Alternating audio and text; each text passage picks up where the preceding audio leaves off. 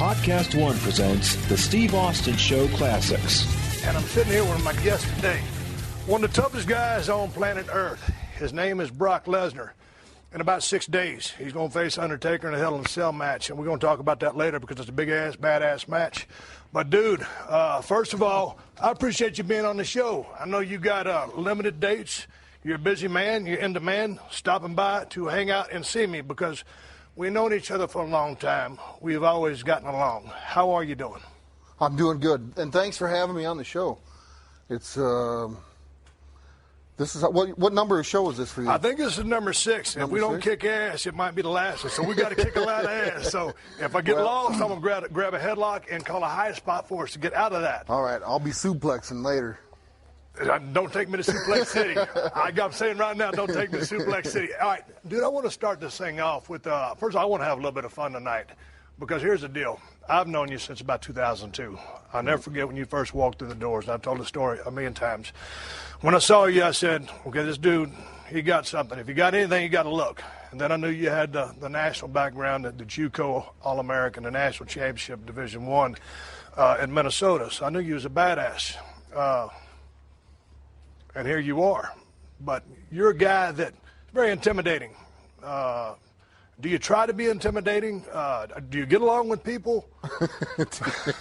No, I don't play well with others, but no, I wouldn't say that. I guess I carry myself in an ambiance or a manner that people may find cocky or arrogant or.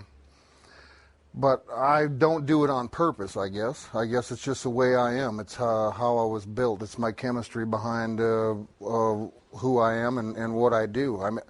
As a young kid, I was the kid that got that was beating up the other kids on the playground. You know, I was always the one. I always had a chip on my shoulder, and I still do. I don't know why, but that's just my attitude. But you weren't a big kid growing up? Because, I mean, I've watched videos, dude, I YouTube you to death, and I saw you as a big gangly dude, and you always had that frame. Yeah. You got picked on as a youngster? No, I never got picked on. I would imagine. Who the hell's going to pick on you? I was doing the picking. Okay.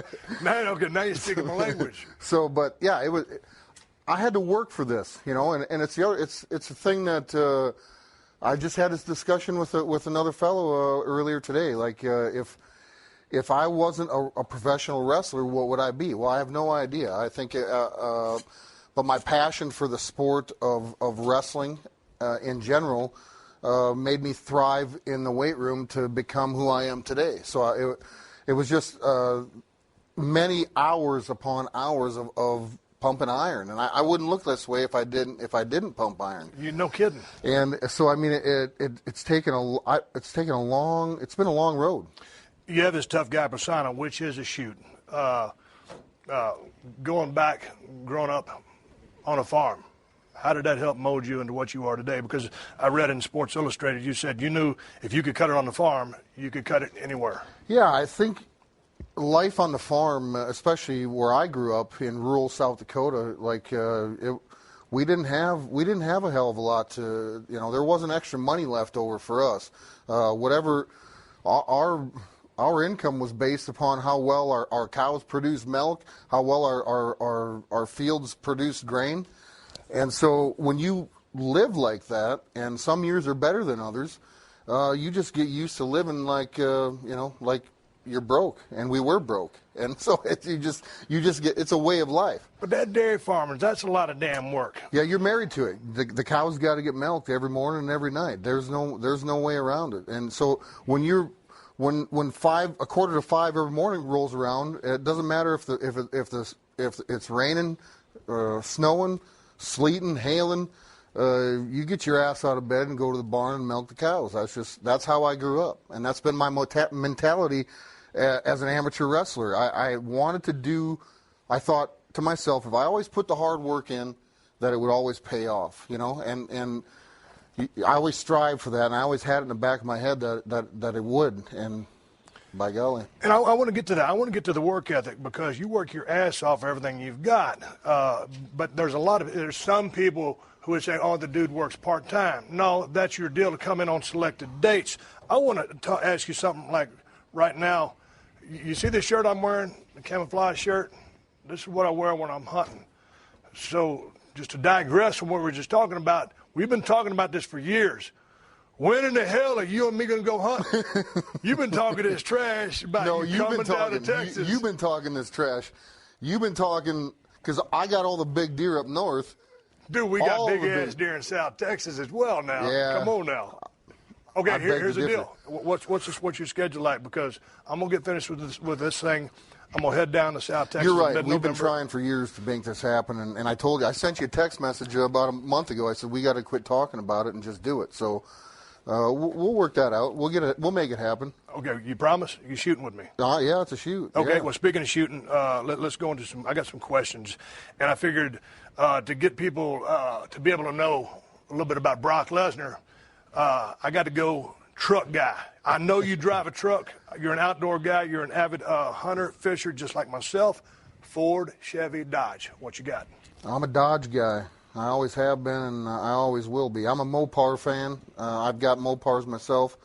I've got a 68 Roadrunner. My dad's got a 1969 Super B.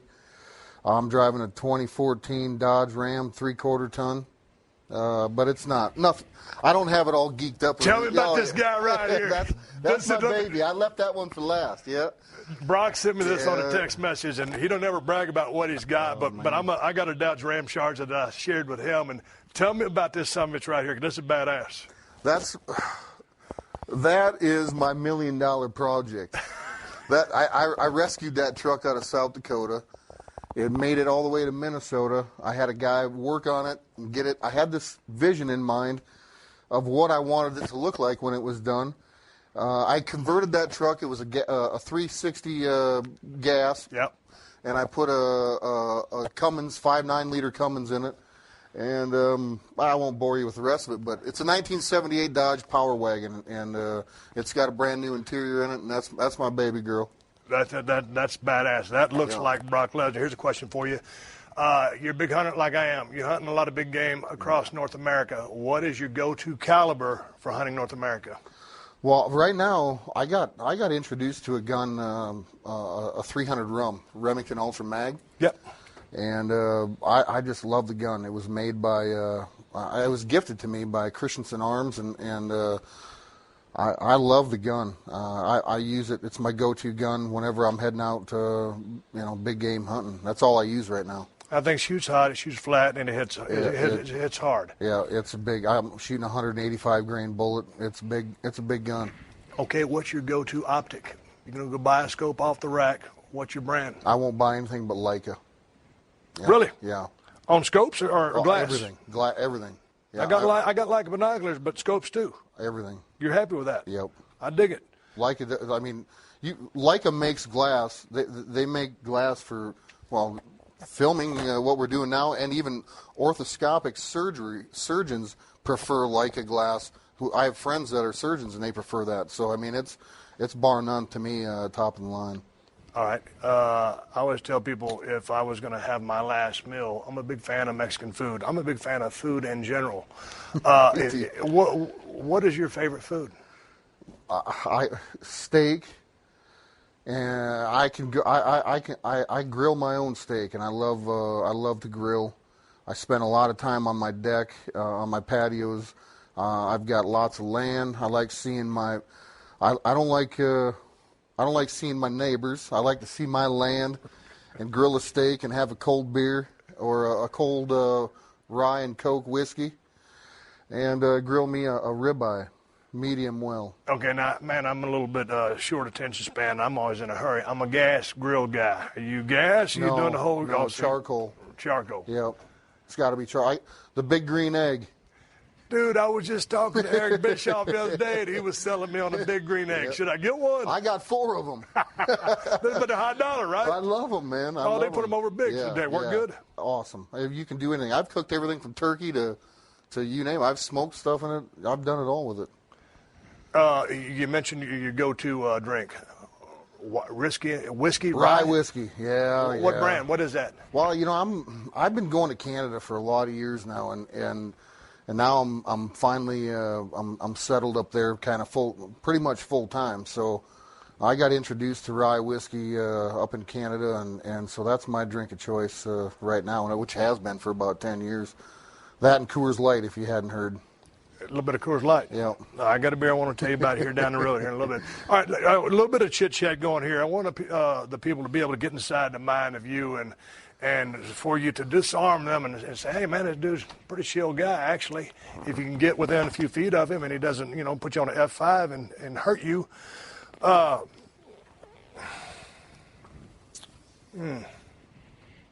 Music. My music of choice? Music of choice. I'm a hardcore country guy. I mean, I go all the way back to probably my all-time favorite is David Allan Coe and Willie and Waylon and all the boys. Cash. But and then on the other side of things, I'm hardcore. Metallica, AC/DC, Motley Crue. I grew up with all that. See, I was the youngest of 3 boys, and then I have a younger sister, and so my brothers were all long hair. My 2 older brothers were long hair, rocker kind of. They grew up in the '80s, and they were older than I was, and I thought that was cool. They had the leather jacket and the jean jacket underneath, and all that, and the chains and whatever. So when everything was cool like that back then. So I thought, I grew up listening to that kind of stuff, and then started working out with it. But I guess right now, I like hearing young guys coming up in the country world too. And I came across this kid out of Saskatchewan. He's out of Swift Current, Saskatchewan. A kid by the name of Coulter Wall. And I think I sent you a plug on him. And this kid is, to me, he grasped me from the very first time that I listened to his record, and I haven't let go of it since. I've been listening to it every single day. You know what it reminds me of? Kind of like a little Johnny Cash, some Hank. I mean, he's all Coulter Will, but it's stripped down. Yeah, and it's just bare. Yeah, he's. I really like his stuff, and I wish him all the best. I'm a big fan of that right now. That's what's playing in my truck. Well, I'm digging it right now. I'm glad you turned me on to it. You're listening to another classic episode of The Steve Austin Show, only on PodcastOne.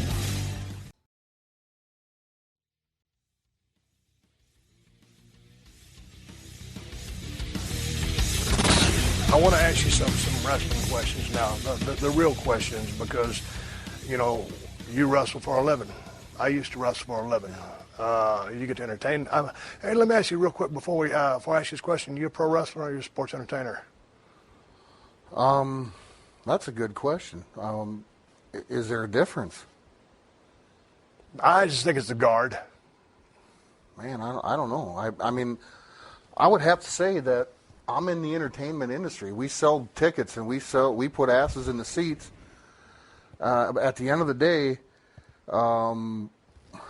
everybody goes to college. Everybody comes out of high school wanting to make a living, and that's the American way, the American dream of doing what you love and getting paid for it, and then it's not work. That's how I feel about what I do. I just took a whole different path, and I thank God every day, and I'm very fortunate that I've been able to do the things I've done and make a pretty damn good living at it. I got to ask you a question, though, because growing up, you weren't necessarily a fan of the business. I never watched any wrestling at all, Steve. I never watched a lick of wrestling. What were you watching? Well, probably farmyard working your ass off. Yeah. I watched Little House on the Prairie. No, the toughest badass person I ever had on a podcast. Did you say Little House on? Oh, no, you did. Well, that's all right. I'll bleep it out. We're on a 7-second delay. No, but here's the thing. I watched Little House on the Prairie, too. Hey, man, got to give it up for Michael Landon. You got to give it up. All right. But you weren't a fan of the business. You never watched pro wrestling? I wasn't exposed to it. I had 2 channels in the house, and they only worked part-time. Right. So, but anyway, you come out, when you were in sports, did you play football? Yeah, I played football in high school. Okay, what position? I was all over the place on that field. They had me playing defense, offense. I went from nose guard to running back to everything but quarterback. Okay, but did you excel at football as well? But because I know you were badass in wrestling. I was good at it. Yeah, okay. I was good. I had more scholarship opportunities as a football player. I had 0 opportunities as a wrestler coming out of high school. Dude, I don't understand that because you were damn 31-2 or whatever is an insane number. Yeah. But okay, so here's the thing: you were more into the single aspect and not the team aspect of playing. No, I was a good team player, I guess, but maybe I thought I was, but maybe I asked my teammates. Maybe I was ball hogging all the time. I don't know, but I was going after the ball, but no, I guess at the end of the day, when I made the leap of faith when I left the company here and went to try my hand in the NFL, I was only there for 2 days, and I realized that I was a fish out of water. So I mean, I knew early that these guys have been doing it. This is not my path of what I should be doing. But I lasted 8 weeks. I toughed it out. I didn't want to be a quitter, and so I made it through. I was the last guy cut from the Minnesota Vikings. That's just how I do things. My mom always told me when you start something, you got to finish it.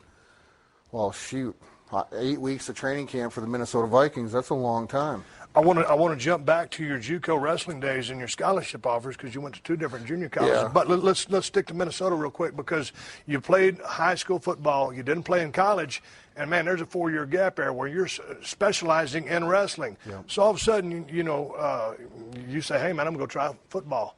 And then you go into something which is technique-oriented, and you're a big, badass dude, but when you're dealing with a bunch of other big, badass dudes, the person with technique and repetition is going to win those battles. Yep. How humbling or how was it defeating? What were your thoughts on, I don't look at it as a failure, but it didn't work. Well, here's the thing. You can't go through life.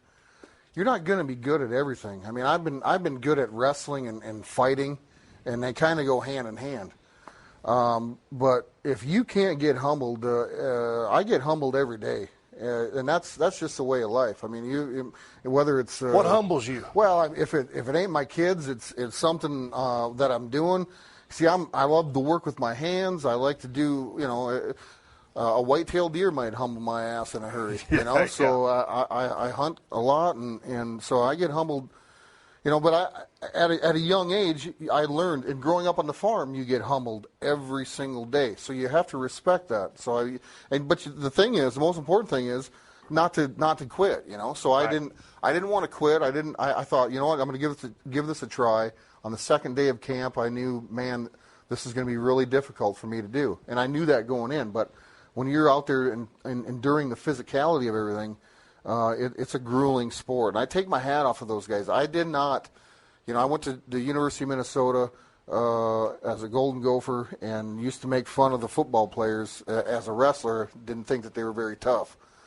And because you'd see them in the training room all the time and this, that, and the other thing. But when I endured an NFL training camp, I have to say it was one of the hardest things I've done in my entire life. Going back to your wrestling days, why were you not widely recruited?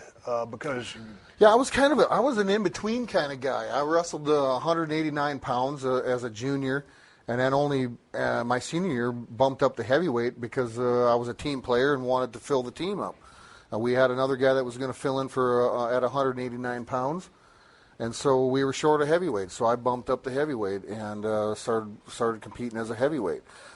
I wasn't a true heavyweight, so I wasn't recruited, and I was people were maybe unsure if I was going to be a 190-pounder in college. I don't know. But I got beat twice my senior year, and those guys both went on to full scholarships to, a Division I school and Division II school. And then I fought my way up through the junior college ranks. Did you go to one junior college or two? I went to 2 junior colleges. I went to Bismarck State College as a freshman and a sophomore, and won a junior college national title there as a sophomore. Then my sophomore year, I was recruited at the University of Minnesota. That summer, I moved to Minneapolis, and they were going to start. I was doing open workouts with the team, getting ready for the upcoming season. Then they started to get me enrolled in school. Well, I had taken classes only 2-year term classes at Bismarck State that only didn't qualify me to go to the school of the University of Minnesota. Summer school had already started, so then they called me into the office and said, well, you can't come to school here. And I'm like, well, what are you talking about? Well, you're 24 credits shy. Right. Of going to school here. Well, what should I do? Well, there's a school that we'd like you to go to, and it's out in California. It's the only school in the world right now that hasn't started class. And so I got in my car and drove out to Lassen Community College. How did you like that, coming from that neck of the woods to the West Coast? I lived in the basement of the wrestling coach's house, and this guy, literally all he ate was noodles and red wine. I had $400 to my name. My aunt lived in Bakersfield, California, I think, at the time, and I used her address as so I could get in-state tuition. Right. And I was paying $12 a credit, so I went to California with $400 to my name. My car broke down twice getting there. I left on a Thursday night, made it out there by 5 a.m. Monday morning. Class started at 8:30. I call the wrestling coach up and say, hey, I made it here. All right, meet me at the school. I'll go get you enrolled. I enrolled, and bam, I was in class at 8:30 that morning. Did you end up getting a degree from University of Minnesota? I did not. I never graduated. So you didn't graduate? No. But anyway, you go to Minnesota. You have a hellacious career. Yeah. You finished number 2 in the nation your junior year, and then on your senior year, you win a national championship. Yeah. And from there, it's like, what were you thinking? Okay, here I am. I'm out of college. I'm a badass wrestler. What should I do? How did you fall into pro wrestling? Because you weren't a fan. I fell into a rut, actually. When I won the NCAA title, I quit school, and I spent almost 2 months in the basement that I was living in the house that we were renting, and I fell into probably some depression, where I fell into a rut where I didn't know what I wanted to do with myself. The WWE had pursued some interest in me, and I had a few opportunities to try out for a few NFL teams. I got to meet Tony Dungy because he's a University of Minnesota guy.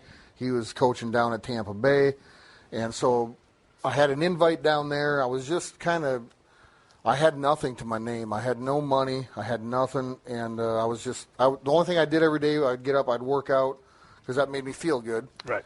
And I just hibernated for 2 months and didn't know what I was going to do with myself. And then finally, my buddy, my roommate Chad Kraft, who wrestled 157 for the Gophers, kicked me out of the basement and said, "Let's go. We're going to get out and go do something." So I got out of the house and he was in the same boat. That kid fought. He was a 4-time All-American, and he didn't know what the heck he wanted to do either. Yeah, he's 157. 157 kind of limiting pounder, his chances in our world. He started pursuing a career in avionics, and then now he's a pilot. He's flying for Delta, and so he told me to get out and let's go see what's going on. And then I started kind of visiting with the coaches again, and said, started to put a game plan together, construct something. What do you want to do? Do you want to train for the Olympics? Do you want to be a pro wrestler? Do you want to try for the NFL? What do you want to do? Or you can be a coach here and stay. But you could also stay a dairy farmer. You ready to get off that farm and go out and strike your own fortune? This is how bad I wanted to get off the farm. When I was 17 years old, a junior in high school, the Army National Guard recruiter came to school, and I was 17, a junior, and he came during a study hall period. And I'm sitting next to my buddy, and this guy's telling us, you can come and train next summer, and you can, they'll pay for school and this, that, and the other thing. And I looked at him, and I'm like, man, I'm out of here. I'm going. Are you going to go with me? And he's like, I'll do it if you do it. And I didn't think he probably looked at me like, yeah.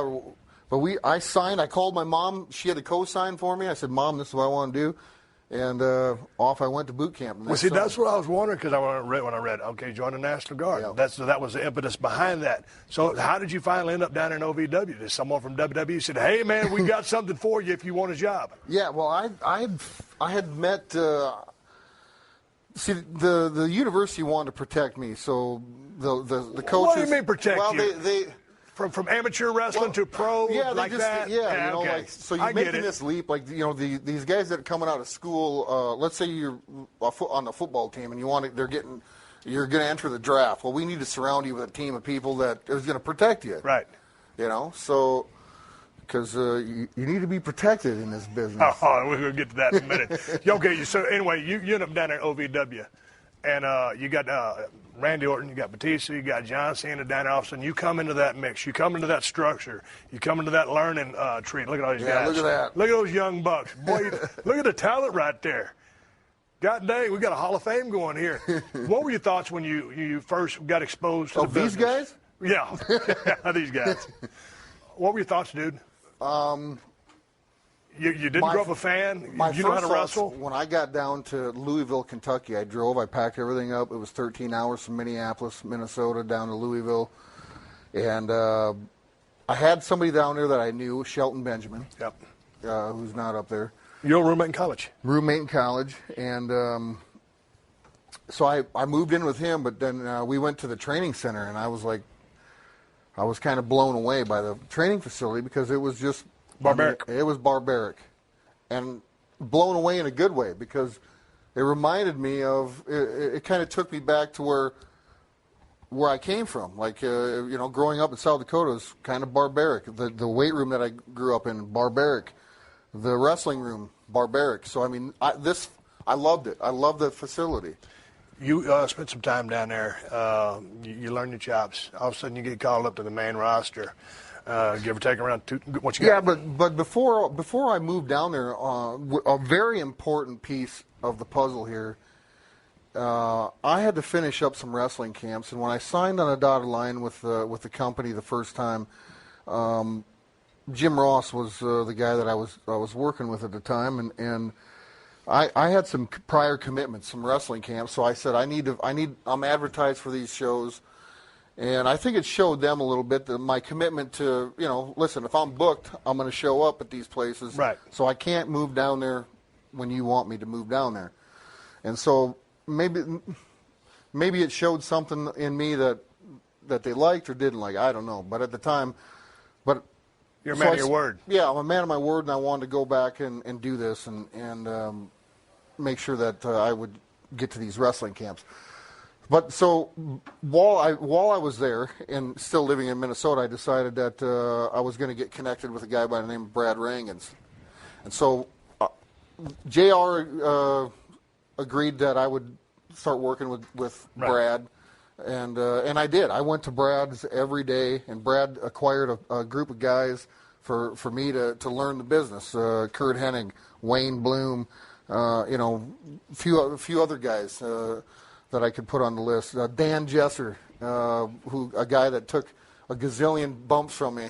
So these guys kind of took me under their wing. I was a Minnesota guy. I was a national champion. I was the hometown hero of Minneapolis, Minnesota. Right. And you know, the tri-state area. I mean, it was just it was a big thing. If I would have went to school any other place in Minnesota, I don't think I would have gotten the notoriety that I had gotten by going to school there. It seemed like all the pieces fell into place for you. Yeah. But when you got called up to the big roster, it was interesting because, man, I was still on fire, but I was going to fade off in about a year and a half from when you first came in.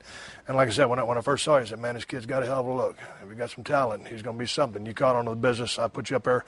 You know, Curt Hennig was an Olympic gold medalist. As far as catching on to our business, I've never seen anybody gravitate toward it like you and him did.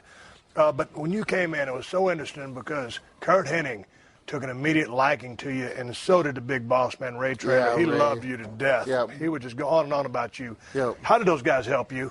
Well, these guys, of course, I met Curt, you know, in Minnesota through Brad Rangens. Brad and Curt were very good friends. And then I met Ray through Curt when I got up here with the company. You know, so I started traveling with these guys. I wanted to, you know, I wanted to learn and learn from these guys. And, you know, you spend a lot of time going up and down the road. The best time to learn is in the car. Yes, sir. And that's what, you know, Curt and Brad told me, you know, just ask these guys. So I would ask Kane and Taker, can I jump in the back and ride in the back seat? I'll pump gas. I'll do whatever. You know, and they let me ride with them a few times. And And then I started riding with Curt and Boss Man, and you know, like we talked this morning. You know, you called me. I was on my way to the airport. This morning, and we had a conversation about, you know, breaking down this business a little bit and understanding.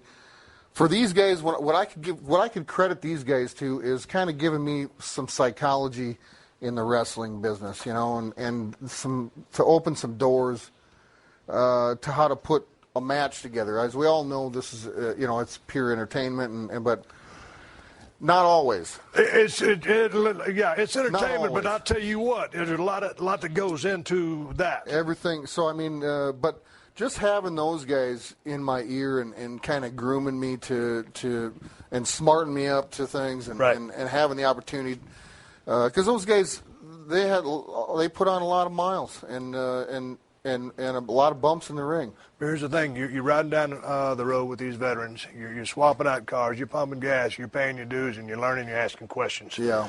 And all of a sudden, man, within a short time, all of a sudden you're in the ring with The Rock, the most electrifying man in sports entertainment, and bam, my first match was they took me to Australia, and I'm in the ring. I'm in a triple threat match with Dwayne and Paul Triple H, and I was just having this conversation with Triple H a few days last time I was at TV about him and Dwayne kind of just leaving me out of the loop on purpose, because to get out there and that's the only way you learn is if you're out there, you know. And so it's sink or swim. You better swim or you know, you're gone. So it was a great opportunity for me, and Dwayne did a lot of Dwayne. That was really, really awesome. Dwayne was leaving, and people can say what they want about Dwayne in the business, but I tell you what, the guy he taught me to be selfish. He taught me to watch my back. And if you're gonna thrive in this business, you know, you got to be selfish. And the night that he was not selfish to me, I won the WWE championship from him, and it's a give and take. But there's certain times you take, and you got the time for giving is. You won that title right off the, very very quickly, and did all of a sudden you think, hey man, this is going to be an easy ride? I'm a champion. No. I guess to me the business was so new and so intriguing. And when I first got on the road, I was going up and down the road, drinking beers, staying in different hotels, staying in different environments. Gimmicks, yeah. And so it was all very intriguing and stimulating in the beginning, So. Yeah, it got me a couple divorces. Yeah, so the stimulation factor of everything, and then the reality of everything. You start living your life. Everything, you portray this person on TV, and you portray all these things, and then people start. We don't really change. I've never really changed. I've gotten a little rougher around the edges, but the people around you change. Right. And they treat you differently, so that you have to. But also, is it people's perception of you from seeing you be this guy on TV, feed into it, and they want to define who and what you are, when not necessarily that's the case? Well, really, I'm no different on TV than I really am. I really don't like people.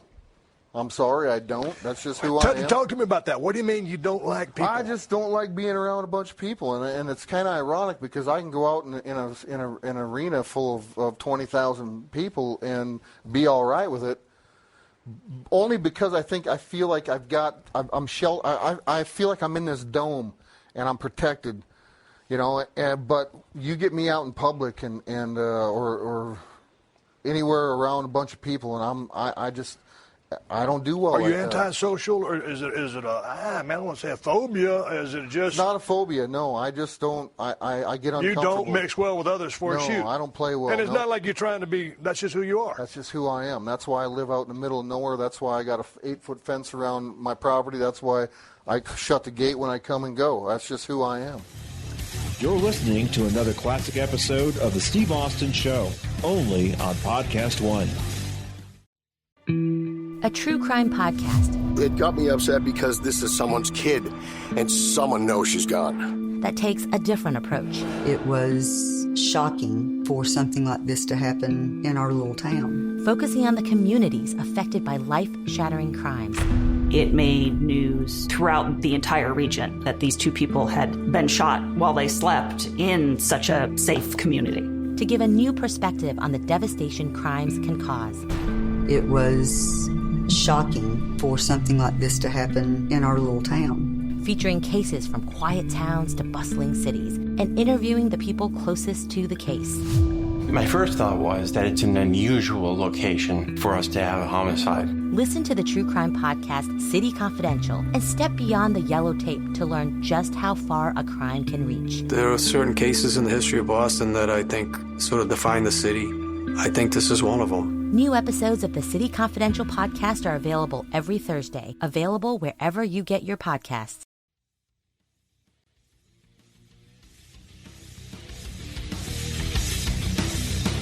Dude, I got to talk to you. You main evented WrestleMania 19 with Curt Hennig, and in part of the match, you go for a shooting star press, and you land on your effing head. I mean, he was too far out. I know you've done this move before, and I don't know if you remember this or not, but I came up to you after I found out you was okay, and that was going to be my. We'll watch this. Oh, dude, that hurts me to watch that because I've been in a similar position. Oh. I'm lucky. You know, so I was fixing to say that. You're a big bad dude, but you're lucky as hell, and I think I was too. Here's the thing. I was tell you. Let me cut you off. Go ahead. That was a moment in my career where I realized, and where I failed to take advice from other veterans. I was not being selfish there. I was talked in to do that. Right. I wasn't comfortable with doing it. Right. And I'm not going to say who talked me into it. But because you were so athletic that you tried it out. I had done it before, and I was young and stupid at the time. Could I do it? Absolutely. Should I have done it? No. But was the person that was telling me that I should do this, it would be a Wrestlemania moment.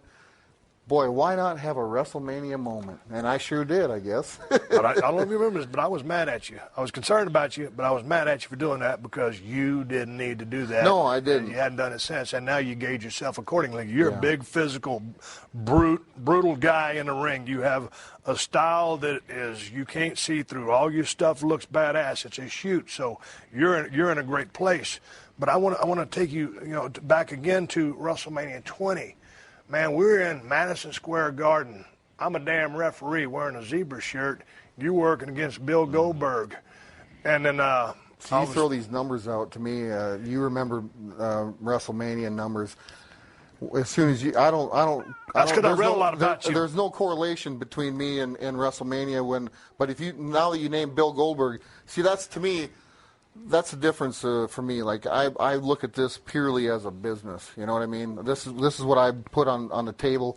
Like guys can name certain matches that they have. Right. Or guys can go back, and I can't do that. Well, I forgot half the stuff. Because whatever. Sure. But when we go back to this match, and you guys were both going to end up leaving. Yeah. This match, it was a little bit of a cluster. Well, neither one of us wanted to be there. Why didn't you want to be there? Because it's WrestleMania 20. Because I didn't give it. I know, but it's WrestleMania 20, and you're the main event. Or, I don't know if it's the main event. Stone Cold is ref. It's got to be a high-profile match. But you were leaving. Why did you leave? That was to Vince right there. That wasn't to the fans. Everybody took that the wrong way. Okay, but why was that to Vince? No, that was just me. I had enough of the business. Like I said, it was. Man, we're only 2 years in. I know. I didn't. Was it the road? It was the road. It was the people, everything. It was. I was becoming this person that I never thought I would be. I felt entrapped. I felt like I was a trapped animal. I can remember times being on an airplane and wanting to punch the door open and jump out of the plane. I'm glad you didn't do that while I was on there with you. But I mean, that's what I felt like. Yeah. It was just, and I tell Vince this to this day. I was built to be in the ring. Right. I wasn't built to get from ring to ring. Yeah. So you don't like that process. No. You put you in a damn ring. If they can just put you in a time machine and get you there, you're good to go. Yep. So you left. I mean, was there a void? Because that's when you're going to segue off into the football thing. We covered that. But what were your thoughts when you left? Because I never had a plan, Steve. The NFL was an scapegoat for me. Right. It wasn't that I wanted to pursue a passion to be a football player. I was just pulling at strings. I didn't know what I wanted to do. And if all I was ever going to be after that was a dairy farmer in South Dakota, I was going to be all right with it. But there was something deep inside me that I decided that, you know what, this isn't it for me. It's not it. But did I jump too far forward? Because was that when you started going to Japan?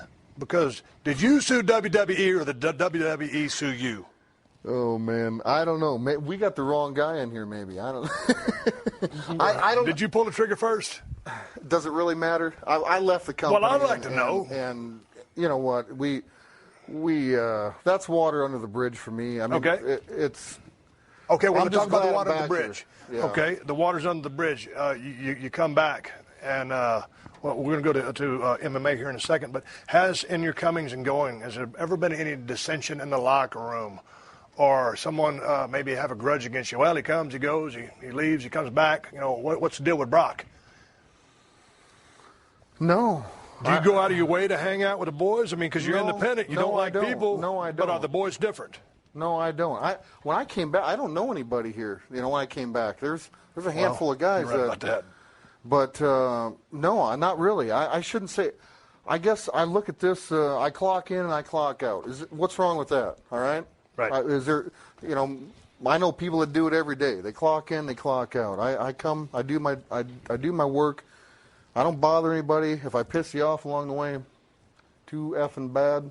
I'm sorry. It's a job. It's a job. I can respect that. It's a job. It's no different than me putting on my singlet at the University of Minnesota. Hey, we need you to go out there and win tonight. Right. But unfortunately, they weren't putting any money in my bank account. Right. So got a pop from the peanut gallery over here.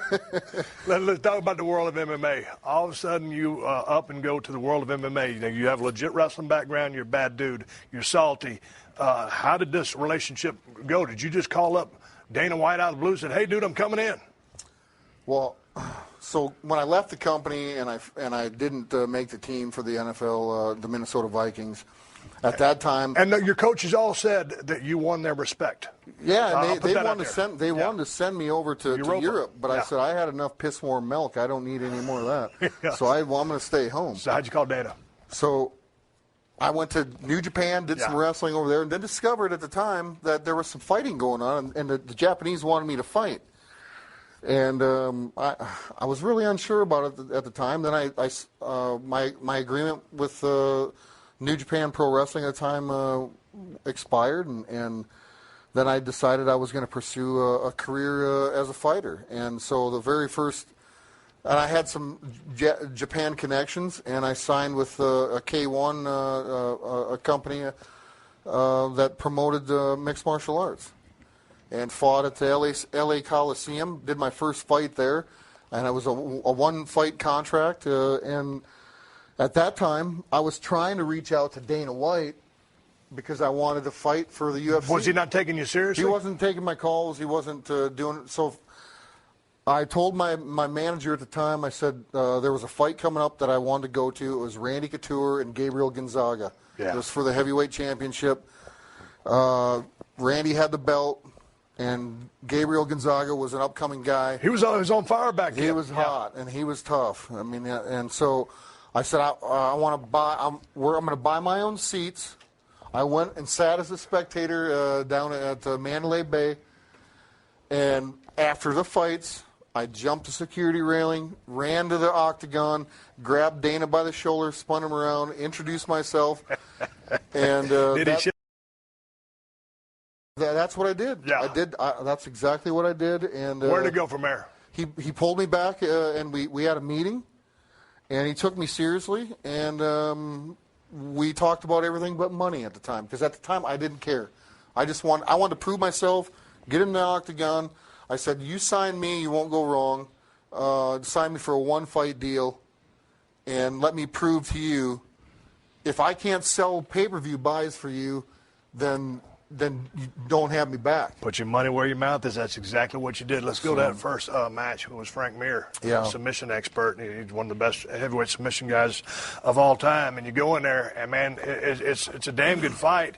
And then just at one point, it's almost like you left your foot dangling like a lure in the water, and like a big mountain bass, he grabbed that thing. I looked like an ankle lock. He called it a knee bar, whatever. Dude, when he grabbed that hold on you, was it unlike anything that you'd ever been put in before because you didn't really know the submission ropes? No. And how was it? Because when you started tapping him, it was like, dude, I don't want to do this, but I'm doing it. Yep. I was disgusted with myself because I had trained to get out of that exact hold the whole entire training camp, and I couldn't, for some reason. I don't know if it was, I can't explain it. I put my foot maybe it was I was doing repetitions wrong in practice. So you'd get up and you'd start over, and then you put your foot in, and it was like I was dangling it for him. Yeah, I was like, you got to be kidding me, and I just did that. And so at that point, when it was over, there's a picture of me holding my hands around my waist. And I just saw my entire life just fall off the cliff because I thought, well, Dana's not going to re-sign me. I lost. And I know I'm smart enough to know that the only way that I'm getting paid is by winning and staying on top. And I'm right. So I went back to the dressing room, and Dana came back, and he was just bouncing off the walls. Really? Happy. He's like, dude, that was awesome. Yeah. Just couldn't believe it. And then I said, I looked up at him. I said, "Is it over, man?" He said, "No, not at all." And I was like, "Thank God." And so we went back to the drawing board, and I ended up signing, I don't know, like a 3 to 6 fight contract with him, and I ended up fighting. My next fight was against a kid out of Texas here, Texas Crazy Horse, Heath Herring. Dude, you let him, when you charged across that octagon and just tackled that dude, because you was putting a pretty good, you hit him with, it was a big right hand or left hand, either or, but then all of a sudden he kind of rolled, and then all of a sudden you just speared him like it was mine football player, and I'm sure that guy, I mean, he's like, what the F is this guy made of? Yeah. What was your mentality there? Because the dude ain't never been the same. I went in. No, he's never fought again. I don't even know what. I'd like to talk to him. I don't mean any disrespect to him. No, I don't. Yeah. I hope he's doing well and everything.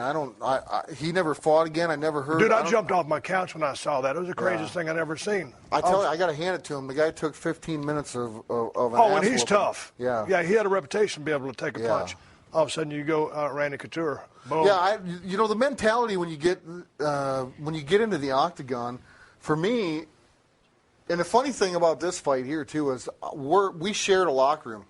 Me and Heath Herring. His locker room was across the hall, and as a competitor, your whole life, you don't want to fight off of aggression. You don't want to wrestle off of aggression.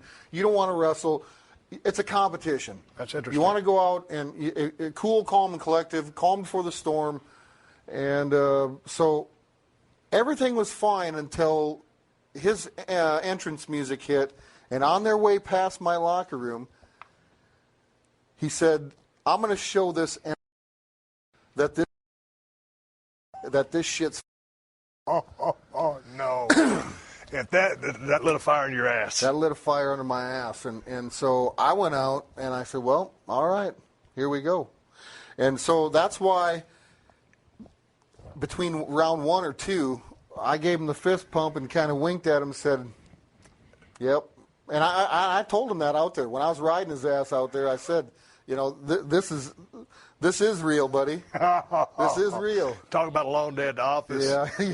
When you stepped into the ring with Couture, the octagon, and you caught him with a shot, you're the UFC champion. What's going through your mind? Oh, well, I was just thankful to Dana that he gave me that opportunity. Dana was no dummy, and Lorenzo, the Fertitta brothers were...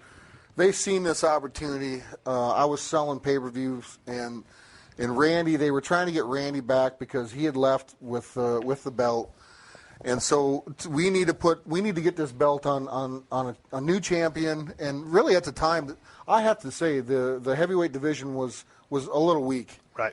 You when I first came in. But that being said, let's talk about your weakness, which was imposed by diverticulitis. Yeah. How was that? That was really unfair for me. I to this day, I probably wouldn't.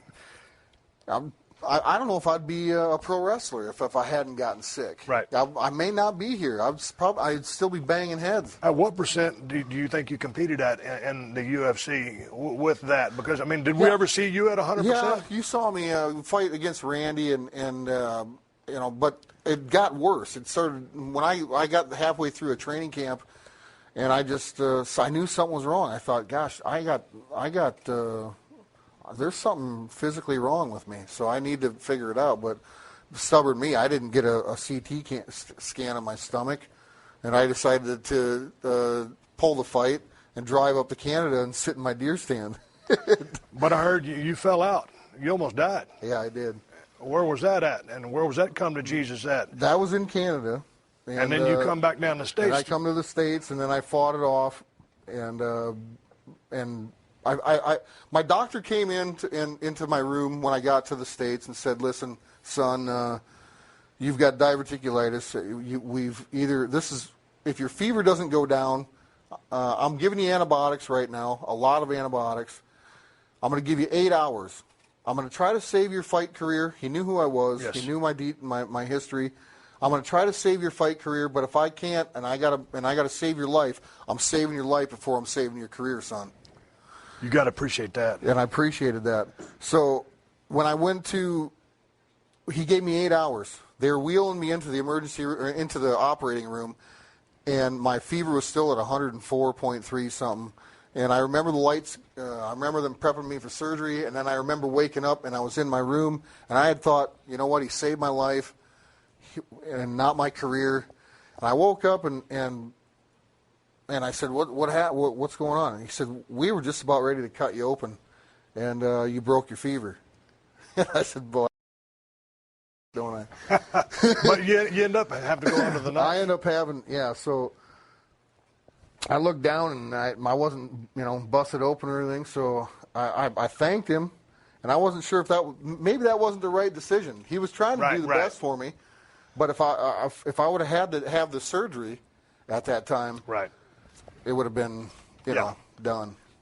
So then it turns out you end up coming back after 7-8 years gone from WWE.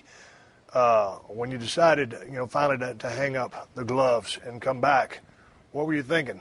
I mean, because all the bad blood, you said water under the bridge earlier, but I mean, all that bad blood, how do you mend that fence that was so broken with Vince? Because I've broken a few of those. Yeah, didn't you walk out one time? Okay, you want to talk about that? We'll talk about that. Okay, let's talk about when I walked out, because I want to know what you thought about that. Because check it out. Here's what happened. They called me up. I'll tell you right off the bat. I didn't care. I didn't feel like it was on me. Not at all. Not at all. Did it hurt your feelings? Steve. No, not at all. We've always been cool, but I never got your take on it. No, I was trying to jump business. out. Here's the deal, man. I mean, you got this big badass son. It's coming in. I smell money as soon as you walked in the door, and all of a sudden, guys like me, I ain't gonna blow smoke. All I know is you didn't want to do the job for me. It's kind of, they're kind of hard to come by. And so why don't we main event, down the road when you're ready? You ain't got to explain it to me. It didn't make sense. Unadvertised it didn't match. Me. It didn't make a lick of sense to me. I handle that in the worst possible way, and I've always admitted that. Well, and maybe you handle it in the wrong way, but maybe somebody on the other side could have handled it better too. Again. It's a two-way street here, and that's when I came back to this company a couple of years ago. It's a two-way street. For me, I had to be able to do what I wanted to do. And it's a give and take thing, and that's... Talk about a two-way street in comparison to talking with two world-class promoters and Vince McMahon and Dana White. What's the differences between those guys? They're both very smart, great, big egos. You've been with both of them. Well, I mean, how can't you have a big ego? You got a big bank account, and I don't know if you would...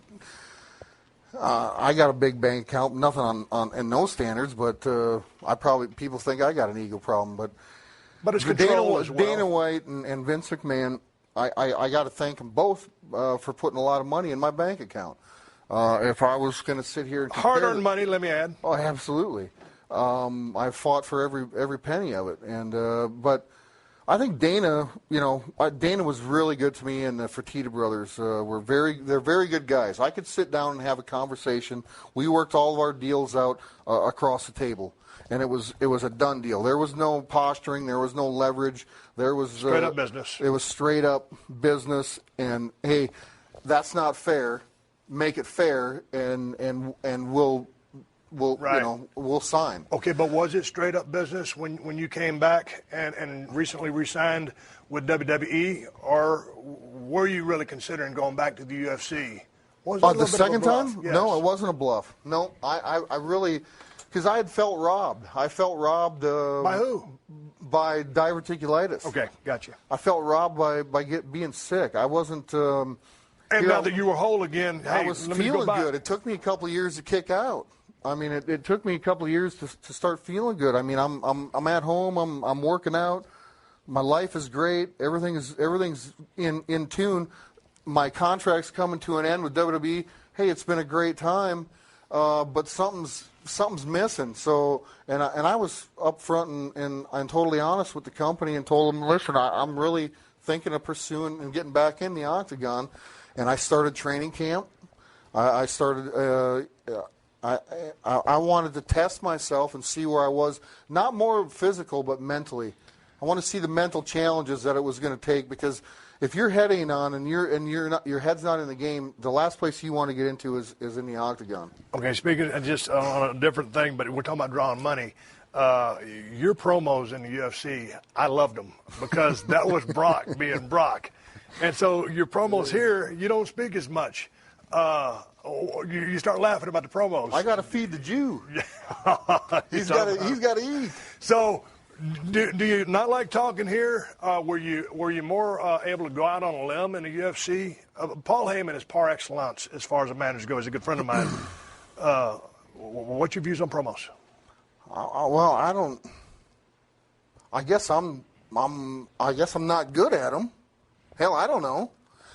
Me and Paul were just a fit, and when they decided to bring me back, I probably wouldn't be who I am today without Paul Heyman speaking for me. Yeah. Because along the way, Paul can put in the words and build me. I don't need to talk. Correct. I don't think I do. My actions speak loud. I'm with you. Loud. So I think it's a great combination. And when I first came back, I was minus Paul Heyman, and they I think they threw me out there just to see, where I was. I mean, cutting a promo after a fight with Joe Rogan, hey, ask me a question, is not the same as cutting a promo, getting in the ring, promoting a fight or a match with such and such.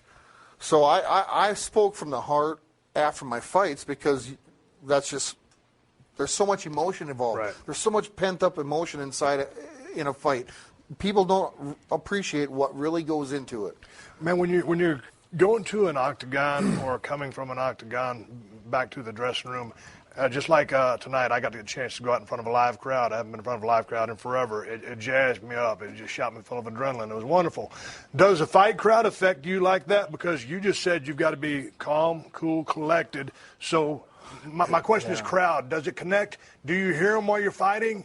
Can they help you? Sometimes you can. Absolutely. You can. But when I was in that arena, in the fight arena, in the competition arena, I wouldn't have known if there was 10 people out there or 10,000, quite honestly. In the wrestling business, I feel them. Right. Probably, I don't know why. The difference is it's entertainment, and that was real. It's the hat that I put on. When I put my competition hat on, I'm in a whole other place. So competition, when you think here in the WWE, the landscape right here, when you look around at the roster, do you call these guys your friends, your coworkers, the boys? There's that inner circle. What's your relationship with you, or your relationship with them, and how competitive is this environment here? Because it was a son-bitch back in my days, and I know it still is today. But what's your views on where you're at today? Me here this time, I'm not involved with the people so much. I'm more hands-on with Vince. I want to know my role from the beginning. I want to know, I want to know where his thoughts are, where he wants me to be. So I don't have to kind of do the politicking or do the make friends with people to, I just... You just want to come and go. I just want to come and go and tell me what I'm doing. If I don't like it, can I dispute it? Can I put an honest effort into trying to put a different spin on something? Is this how it's going to be? Or and if he's adamant about it, then fine. At the end of the day, I work for the man, and that's what I'll do. I remember watching Wrestlemania 30, and you're wrestling The Undertaker. You broke the streak. Man, I was back in a production truck. I had 2 beers, a beer in each hand. And all of a sudden, man, I saw what happened, and all of a sudden you break the streak. What did breaking the streak mean to you as a man or a competitor? Businessman? Well, a businessman, I knew it was big for me. I knew I knew that this streak had been protected for so long that it was special. It was almost it was almost bigger than me winning a WWE championship.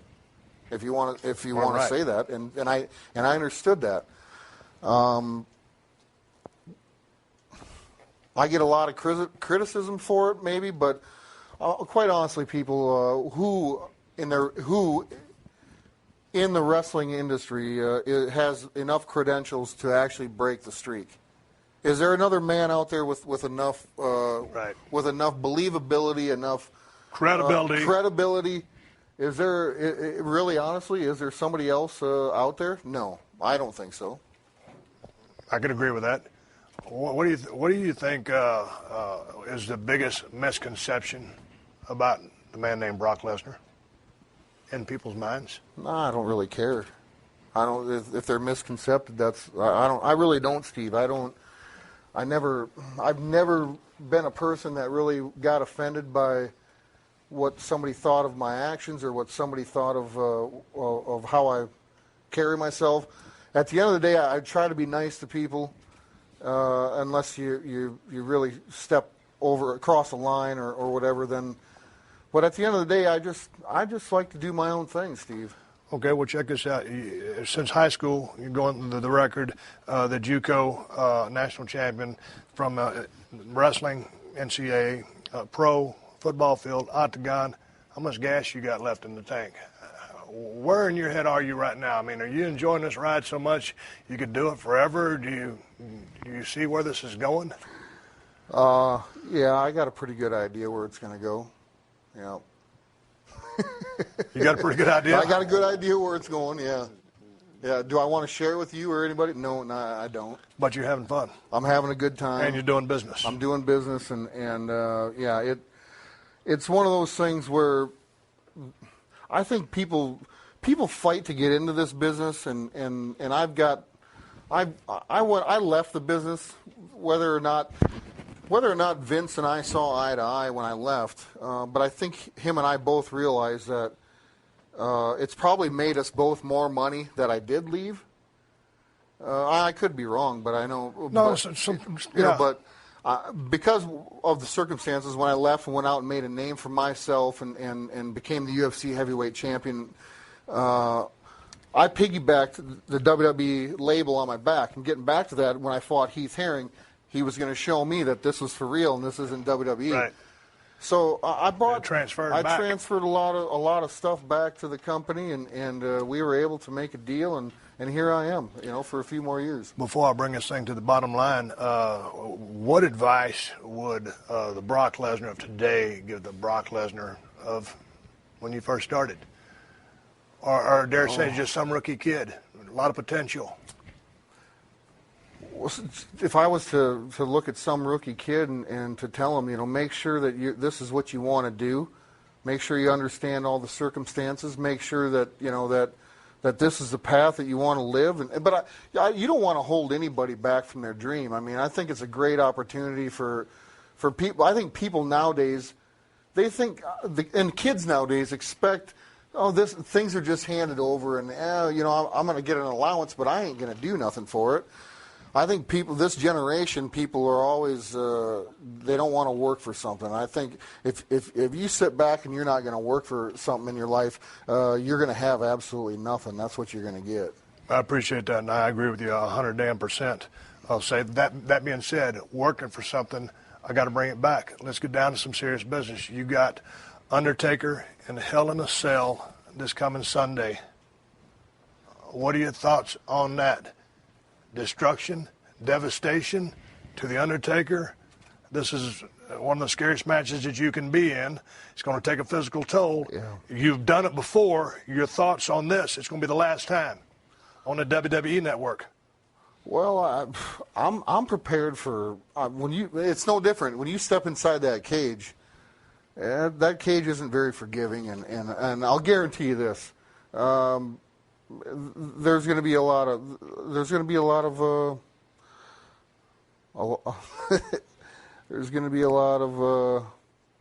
carnage.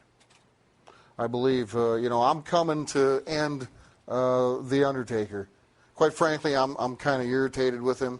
I'm over it.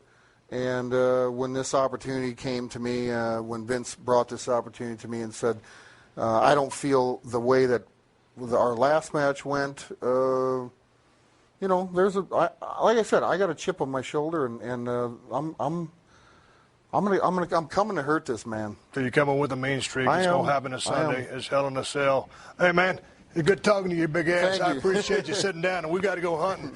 My name is Stone Cold Steve Austin. I'm coming to you from Dallas, Texas on the WWE Network. I'm sitting here with a good buddy, Brock Lesnar. He's going to do damage and Hell in a Cell. I got respect for both men. It's Brock Lesnar versus The Undertaker, and you can see it. It's going to be a damn good match, and that's the bottom line because these two guys are legends, and I said so. We're out. Thank you for joining us for another classic episode of The Steve Austin Show. Please leave a rating and review on Apple Podcasts and tell your friends. For more Steve Austin Show, go to PodcastOne.com. That's PodcastOne.com.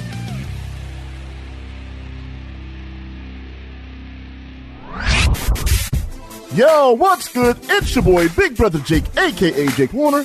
My government name. Check it out. I host a show called the Big Brother Jake Podcast, and I've taken my talents to the biggest and baddest platform on the planet. That's right, baby. PodcastOne. My show is unique as I talk about everything. Life, sports, entertainment, being a single dad juggling several jobs. I'm a hot mess, but it's damn entertaining. Subscribe and review now on Apple Podcasts and listen on PodcastOne or wherever you get your podcasts.